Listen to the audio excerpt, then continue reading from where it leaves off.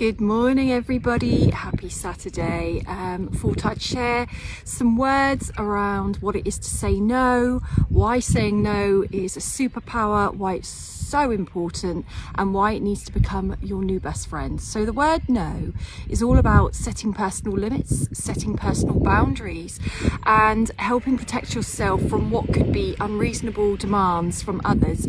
It also helps you to create a mark of respect for yourself, teach others about your line of respect for yourself, and when we have boundaries in place they are basically there to protect us and others, which helps you not go into a space of guilt or resentment.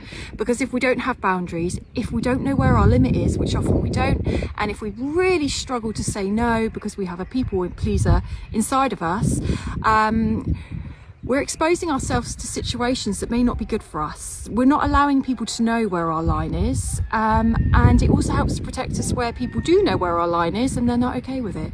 Because you don't have to be okay with people not being okay about where your lines are, because your personal boundaries and ability to say no, that's not okay for me, is really quite an assertive thing to do, but it's a protective measure for your own safety, your own well-being, your own mental health, your own peace, which is the biggest thing that we can achieve these days, is our internal peace to weather all storms.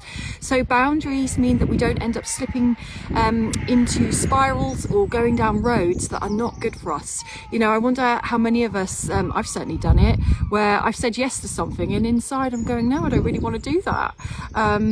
I'm tired, I don't have capacity for that, I'm this or that. But we have to look at why we're saying yes and why we fear saying no. So a really common one, if we're a people pleaser, so we're always putting others above and beyond us, we think that they're more important than us and that their needs, wants and feelings are more important than ours. If we can't say no, then we're kind of exposing ourselves to being disrespected, we're exposing ourselves to being let down, we're exposing ourselves to being walked over, we're exposing ourselves to being taken advantage of, because something inside us often thinks we're being selfish, we're being nasty, or we have a fear of letting people down, or we have a fear of not being liked. So these are all the reasons that we struggle to say no. But it's such a simple little word, isn't it, with so much power and so much weight.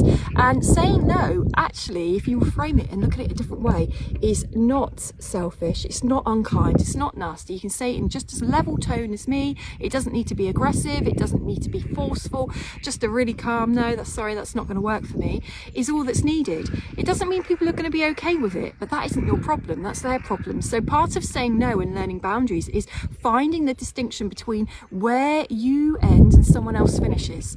Otherwise we just merge and enmesh with other people, and we're so entrenched in what they might be feeling that we're forgetting ourselves. They've got to deal with how they're feeling about something. You've got to deal with how you're feeling about something, because that's where your personal responsibility lies, is protecting your emotional needs and well-being, not others in these types of circumstances.